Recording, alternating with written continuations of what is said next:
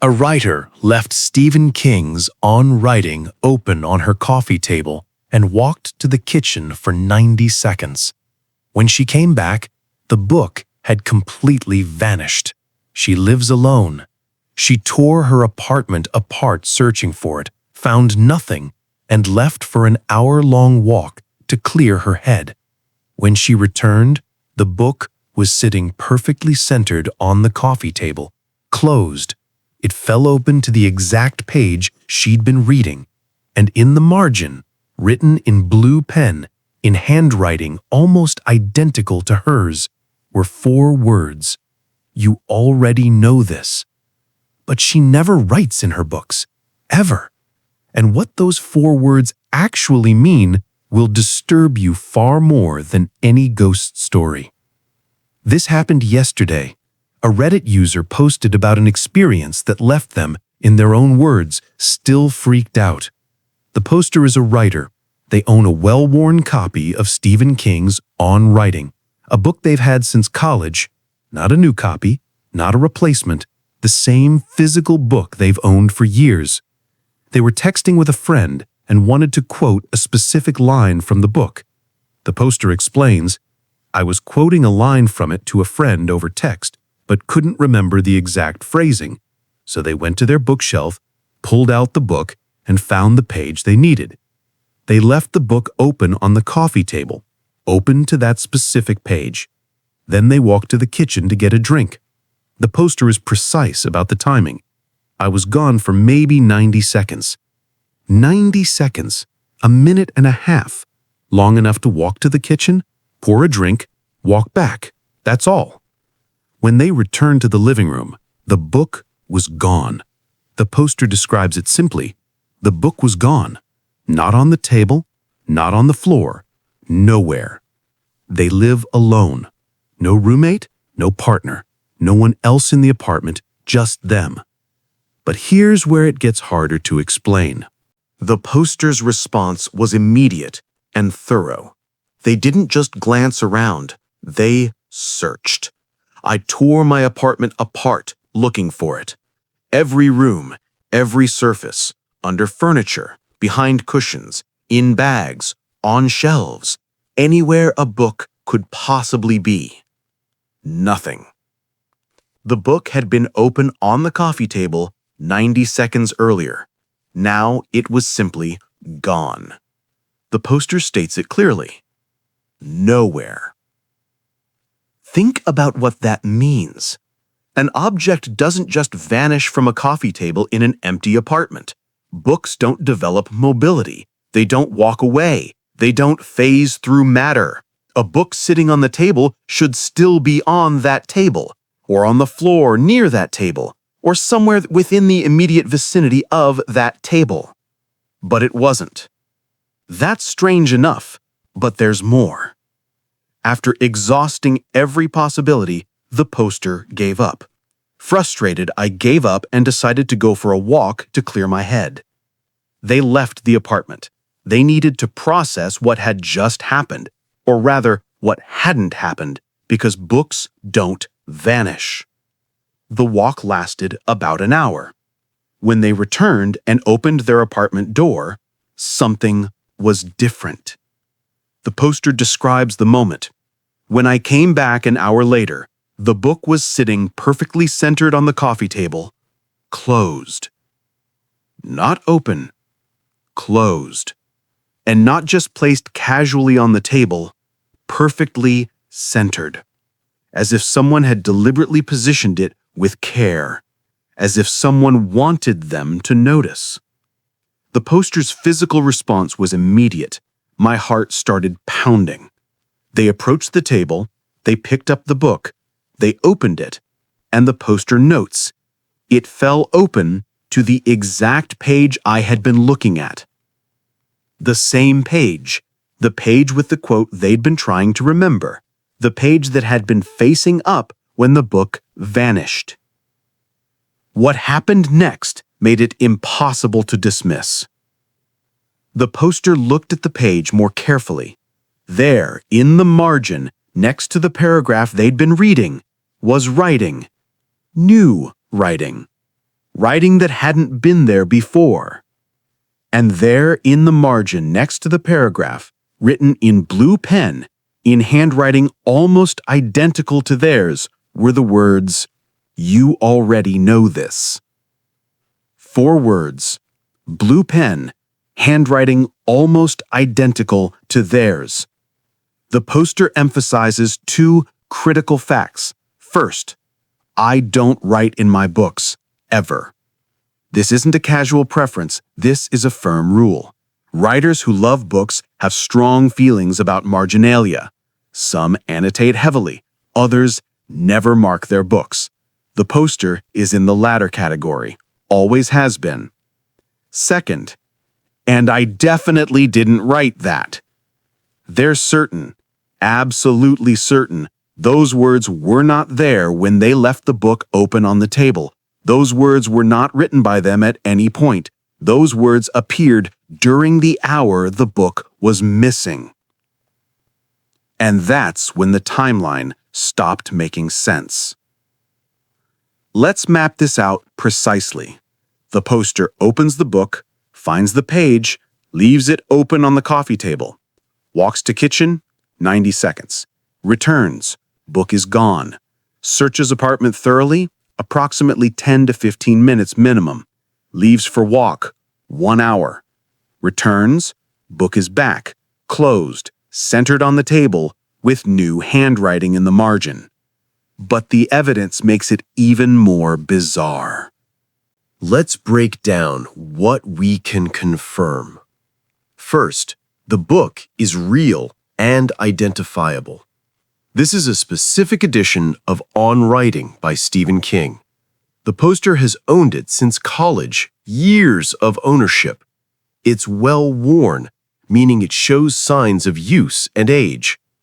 If this book were replaced with a different copy, the poster would likely notice different printing, different wear patterns, different feel. Second, the poster lives alone. This eliminates the most obvious explanations. No roommate playing a prank, no partner staging an elaborate trick, no children moving things around. The poster was the only person with access to the apartment. Third, the timing is tight. 90 seconds from the kitchen to the living room is not enough time for someone to enter the apartment, take the book, and leave without being heard. Apartments have doors that make noise. Footsteps create sound. And the poster would have seen or heard an intruder during their thorough search immediately afterward. Fourth, the handwriting. The poster describes it as almost identical to mine. Not similar, not reminiscent, almost identical. This suggests someone either has handwriting naturally very close to the poster's, or someone deliberately mimicked their writing style. The poster knows their own handwriting. They're a writer, someone who produces written text regularly. They would recognize their own hand. Now consider this aspect. The message is specific to the context. You already know this. The poster was looking up a quote. They were trying to remember exact phrasing. The message suggests they don't need to look it up. They already know it. It's contextually relevant. Not a random phrase, not generic words, something that directly addresses what the poster was doing. And here's another detail that doesn't fit. The book fell open to the correct page. Books don't naturally fall open to random pages unless those pages have been accessed repeatedly, creating a crease in the binding. If the book was closed and placed on the table, it would typically fall open to the most accessed pages or stay closed. But this book fell open to the exact page the poster had been reading, the page that was facing up when it vanished. This suggests either the book was never fully closed, or someone marked that page internally before closing it. But there's no mention of a bookmark or anything holding that page. The book simply fell open to it. Blue pen. The poster specifies blue, not pencil, not black ink, blue. This is a detail they noticed immediately, which means they looked closely at the writing, examined it, tried to understand it. If we consider the possibility of an intruder, the scenario becomes even more implausible.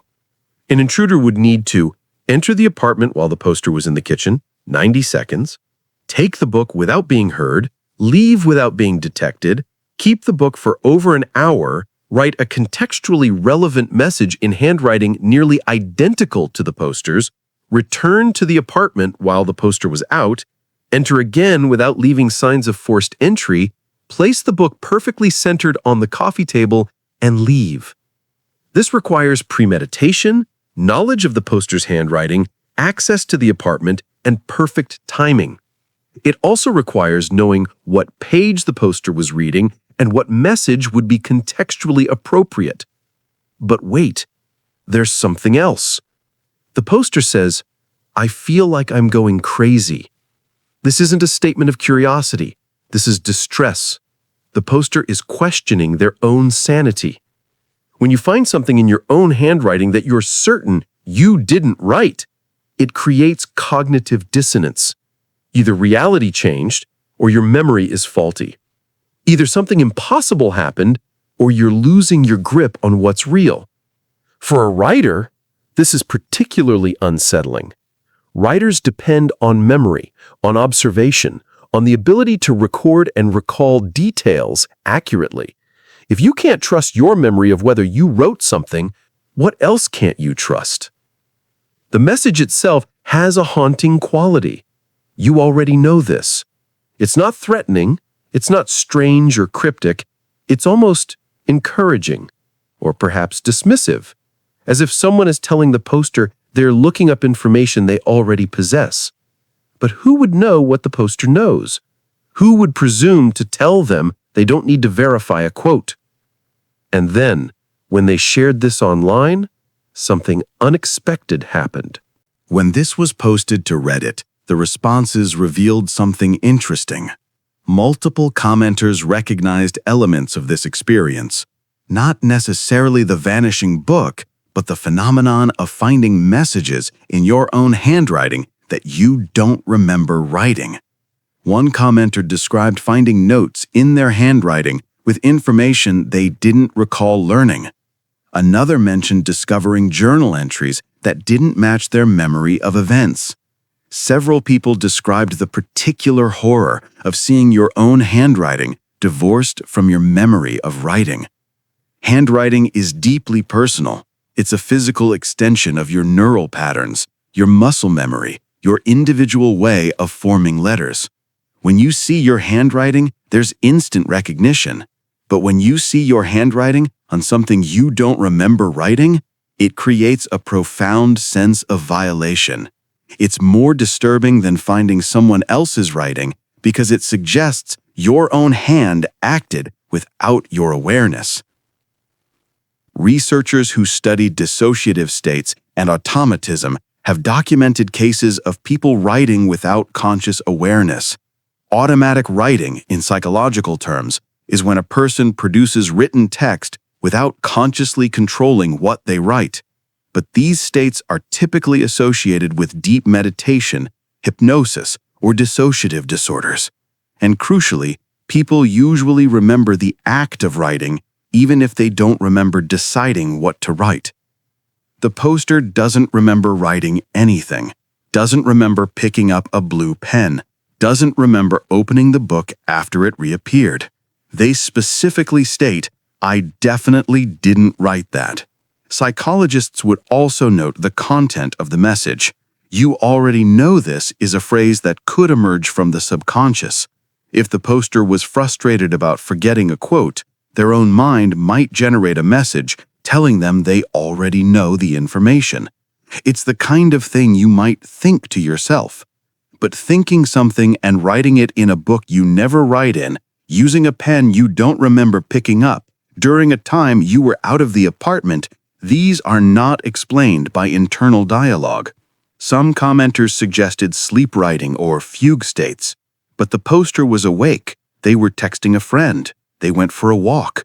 These are conscious, deliberate activities, and fugue states are rare, typically last longer than an hour, and involve more extensive behavior than writing 4 words.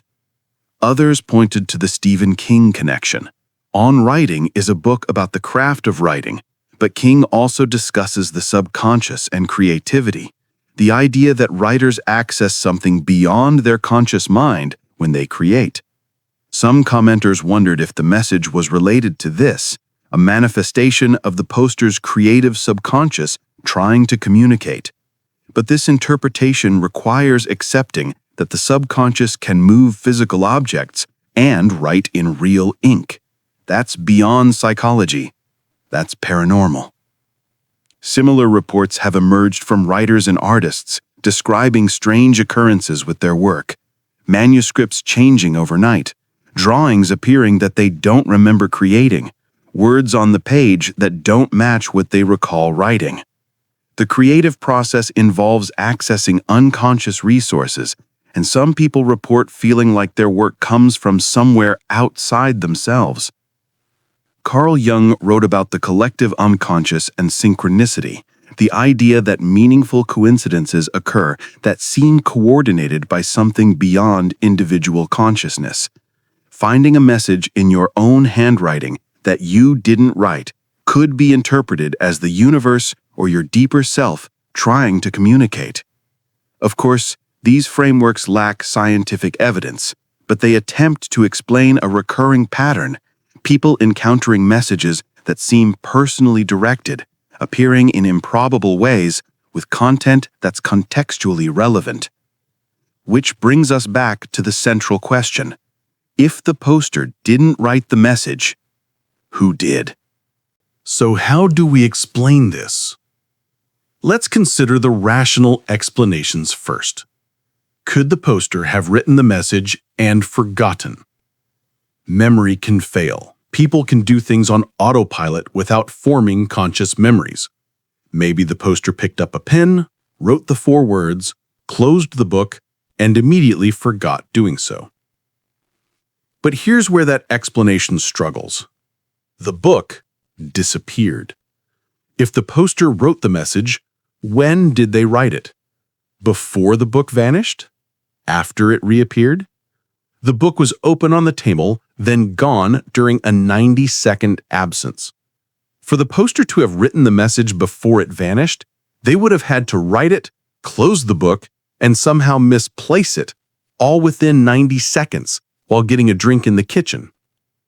And if they wrote it after the book reappeared, that means they returned from their walk, saw the book centered on the table, opened it, wrote the message, and then forgot all of this immediately. That's not ordinary forgetfulness. That's profound memory dysfunction. The memory explanation would make sense if the book had never disappeared. But the disappearance is the central fact. The poster searched their apartment. They tore it apart looking for the book. You don't conduct a thorough search if you casually set something down somewhere else. The search proves the poster believed the book was genuinely missing. Could someone have entered the apartment? Maybe someone with a key, a landlord, a building manager, a family member with a spare. But this requires that person to have access, enter without permission, take the book, leave, return an hour later, place the book back, and write a message mimicking the poster's handwriting. What possible motive explains this? And how would they know what page to write on? How would they know the message would be contextually relevant? Perhaps there's a mundane solution we're missing. Maybe the poster sleepwalked. Maybe they had a dissociative episode. Maybe stress or fatigue caused a brief break from reality, where they acted without conscious awareness. But the poster was texting a friend. They went for a walk. These are lucid, normal activities. There's no indication of altered consciousness. Coincidence could account for finding the book later. Maybe it had fallen behind something and was dislodged when the poster searched. But this doesn't explain the message, and it doesn't explain the book being perfectly centered on the table, a placement that suggests deliberate positioning. But what if something genuinely unexplainable occurred? Some frameworks for understanding reality suggest that consciousness can influence physical matter in ways we don't fully comprehend. If you accept that thoughts can affect reality, then perhaps the poster's frustration and desire to find the book somehow manifested the book's return. And perhaps their subconscious knowledge of the quote manifested as a written message telling them they already know it. This interpretation requires believing that minds can move objects and produce physical writing without using hands. There's no scientific basis for this, but it attempts to explain how a message in the poster's handwriting could appear without them consciously writing it. Another possibility, parallel timelines or reality shifts. Maybe in one timeline the poster did write in the book, maybe years ago or in a different version of events, and somehow that version of the book replaced the current version. The poster remembers a timeline where they never write in books, but they're now holding a book from a timeline where they did. This theory has its own problems. Why would only the book shift timelines, not other objects? And why would the message be contextually relevant to something happening in this timeline? Or perhaps the message is exactly what it appears to be, a communication from something other than the poster. Not a ghost, not a demon, but something that understood what the poster was doing and responded. Something that could move objects, write in ink, and mimic handwriting. What would that something be? A future version of the poster? A part of the poster's mind that can act independently? Some aspect of reality that responds to strong emotions or focused intent? How do you reconcile the physical evidence with the impossibility of the scenario? The book is real, the handwriting is real, the blue ink is real. But the poster is certain they didn't write it. Both things can't be true. Either the poster's memory is faulty, or something happened that violates ordinary reality. What would you do if you found a message in your own handwriting that you were absolutely certain you didn't write? Would you trust your memory, or would you accept that you must have written it and forgotten? The poster chose to trust their memory, chose to believe the impossible over doubting their own mind. Consider the specific words, "You already know this." It's not a dramatic message, not cryptic prophecy, not a warning, just a simple statement. But it carries weight because it's true. The poster was looking up a quote. They probably did already know it, at least partially. They just wanted to verify the exact wording. The message tells them verification isn't necessary. Trust what you know. But there's a deeper layer. If you're a writer, doubting your memory, questioning whether you wrote something, the phrase, "you already know this," takes on additional meaning. Maybe the message is about trust. Trust your memory, trust your knowledge, trust yourself. Or maybe the message means something else entirely. We may never know for certain. But there's one detail we haven't addressed yet. The book is still there. Right now, somewhere, a writer has a copy of On Writing with 4 words in the margin. You already know this. Written in blue pen, in handwriting almost identical to theirs. Every time they look at that page, they see those words. Physical proof of something they can't explain.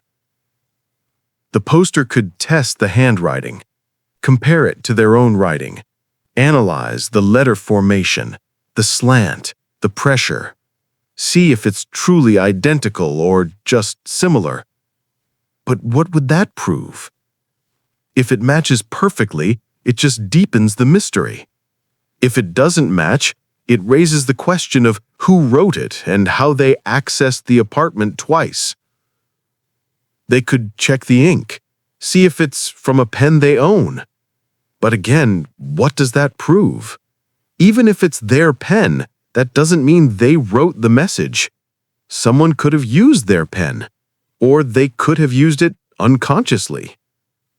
The poster admits, "I feel like I'm going crazy." That's the real horror, not a ghost or an intruder.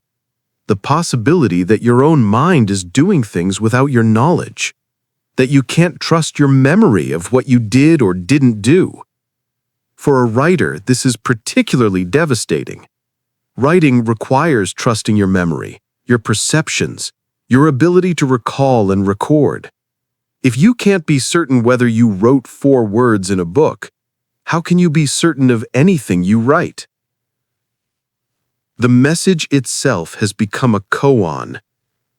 You already know this. Do they know what happened? On some level, do they understand? Is their conscious mind simply blocking access to information their subconscious possesses? Or does the message refer to something else entirely? Maybe it's not about the quote at all. Maybe it's about the experience, about knowing that reality is stranger than we typically accept, about already having evidence that something impossible occurred. Some questions don't have answers. Some experiences resist explanation, no matter how many theories you apply.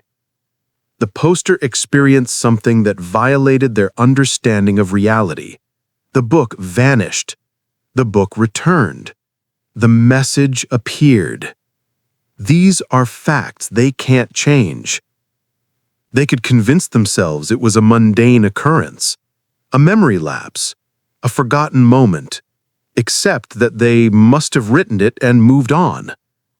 But doing so means distrusting their own certainty, their own sense of what happened. Or they can trust their memory and accept that something unexplainable occurred. Live with the knowledge that in their apartment yesterday, something impossible happened, and it left evidence. The poster chose to share this online, chose to tell strangers about an experience that makes them sound unstable. That's how disturbing this was. They needed to know if others had experienced similar things, needed validation that they weren't crazy. And the responses confirmed. They're not alone. Other people have found messages in their own handwriting. Other people have lost objects only to have them return inexplicably. Other people have experienced moments where reality seemed to glitch just for a second, just long enough to show that maybe things aren't as stable as we pretend they are. What are the odds that a book disappears from a coffee table, returns an hour later with new writing, and that writing happens to be in handwriting nearly identical to yours? What are the odds the message is contextually relevant to what you were doing? The odds don't matter. It happened. Somewhere, a writer is looking at 4 words they didn't write. 4 words that tell them they already know something. Maybe they know what those words really mean. Maybe they know what happened yesterday in their apartment. Or maybe the message was never about knowledge at all. Maybe it was about trust. Trust your memory. Trust your experience.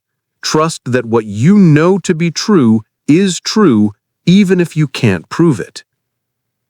Or maybe, and this is the possibility that's hardest to accept, maybe you really do already know this.